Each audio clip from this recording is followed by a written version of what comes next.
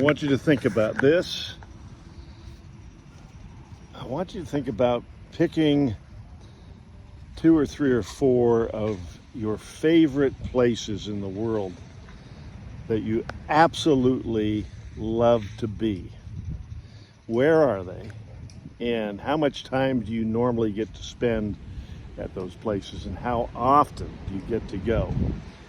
So I want you to visualize in your mind, you can go whenever you want, for as long as you want, and live there the style that would be your preference. And many of you are going, how in the world do you do that? Because I've got my profession, my occupation, my business. I'm so tied up with so many things, and I've got a lot of money going into this investment, that investment, or my 401k, or whatever it happens to be. But I just want you to think about how short life is. From the moment your first child was born, if you have children, to when they became 10, 20, 30, in some cases 40 or beyond, how fast that time flies. So I figure this, we got one go around here on planet Earth, and there is so much beauty here, yet we get so stuck in the economic rut of get up, go to work, pay the bills, just tied to our schedule, tied to deadlines, tied to quotas, tied to work. In my background as a physician, working in the primary care field, being a solo practitioner, not wanting to be involved in the politics of medicine with a large multidisciplinary practice, even me with 10 or 11 or 12 employees and seeing 800 patients a month in an overhead years ago, because I retired from medicine, sold my practice, hung up the stethoscope. Some people say, was that like a noose around your neck? Well, not so much the stethoscope, because I loved the treatment of the infirm, taking care of people that had illnesses and so forth, but it was the kind of the noose of the practice is what it was, dealing with the different agencies in terms of compensation regarding, HMOs, PPOs, and IPAs, and you name it, and private insurance companies, and employee insurance plans, and Medicaid, Medicare, you name it, lots of stuff. And the rising cost of employment and dealing with employment laws and L&I and issues of that nature, and liability insurance, a whole bunch of moving parts to make that business operate. But what I sense and believe is that if you have a in-demand product, good or service that is unique and something that's going to be of benefit to other people, and your pricing is fair, and you can figure out how to move that product, good or service, from a supplier to a consumer, and you're more or less the middle person, that a lot of cash flow can happen in that process. Without having to warehouse a bunch of stuff. I had to warehouse stuff in my medical clinic. I thought to myself about, at one time, setting up multiple medical clinics in the form of freestanding emergency clinics like in strip malls. A friend of mine and myself, we researched it so closely and carefully, and at that time, 30 years ago or so, it was going to cost $500,000 minimum per outlet to set up. So if you do 4 of those, it's going to be somewhere between $2 to $3 million. And so what happened to me was, strangely enough, an individual had already embarked on that in the geographic area of the Northwest where I was living, and had developed 3 of them, needed more capital to expand to number 4. The investors said, okay, let's do this and that, but they somehow, through something in the legal documentation, were able to squeeze him out and buy him out for pennies on the dollar. And that particular business went on for about 20 years as a viable concern, and then I think eventually has folded or probably got bought by some other concern or one of the major multidisciplinary hospital groups. But let's put that aside. That was 30 years ago for me. when I sold my medical practice. I'm just going to encourage you that hard work plus smart work plus utilizing the internet, building a network of consumers, and getting a distribution chain in place that can function for you, that you just kind of ride off of the internet highway. You take your consumers and they do the on-ramp and off-ramp through that internet highway.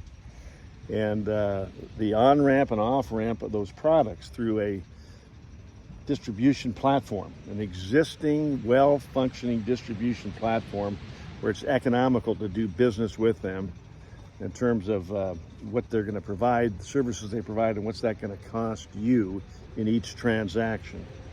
And then just the development of a network. It's been a lot of years that I have had the opportunity to come down here to the Sea of Cortez, over 20 years now, close to 25, 26 years, and live down here as many months out of the year as I choose, and then live on Lake Washington, live on the Puget Sound, and motor around in vessels around the Pacific Northwest, the Greek Isles, and the beautiful Virgin Islands and areas of that nature because of some choices I made early on. I heard somebody say once that, until not making the changes that could be made become painful enough and more painful than making the changes to go to where you want to go to is when you start to move. My opinion is this: I'm a big believer in this psychomotor reflex between the reticular activating system, the amygdala, the various areas of the brain that I studied in med school, and motion and movement and emotions, is more like this. When you develop a burning desire, a strong enough passion to absolutely sell out to making a decision as to how you want to live, it is then, and then only then, that the doors will open for you because you're positive, affirming, faith-filled, hope-filled, etc. And these doors open, and your reticular activating system is like your eyesight. The fourth dimension of your eyesight is wide open, looking at what comes your way and saying, that person is somebody I need to talk to. That meeting is somewhere I need to go. That phone call is something I need to make. That text I need to answer. That email, I need to follow through on that. That person I just met is an awesome person. I need to meet that person again. We need to spend some time together. I need to find out about them. And it's only through the discovery of relational capital, I call it. Now, relational capital can be developing relationships with somebody where there's an emotional tenor to it, where it actually is fulfilling to spend time with that particular person and develop a friendship bond, and that's a form of capital. It's an investment in a long-term relationship, just as you would with your partner, your spouse, etc., and your children, key people. So I think there are key people out there that can be part of your team, and you can become a part of their team, and it's just a matter of circumstances coming together. Now, some people say coincidence is God's way of remaining anonymous.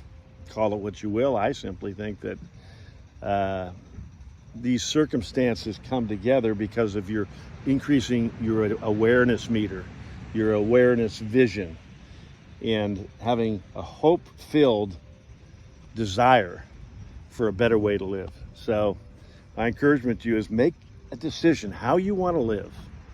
And, what's the economics of that? What's the geographics of that? What's the people capital in all of that? And when do you want to be there? When do you want to be there?